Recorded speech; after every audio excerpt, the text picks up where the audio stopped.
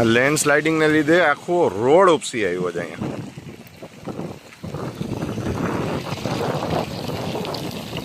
અને એને લીધે જો આ ગાડી અહીંયા ભટકાણી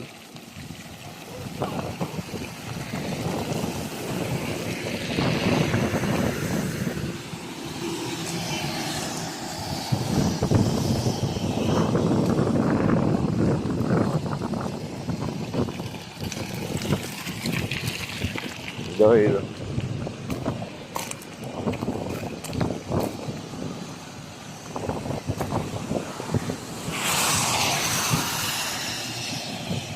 આવી રીતે આખો રોડ ઉપસી આવ્યો.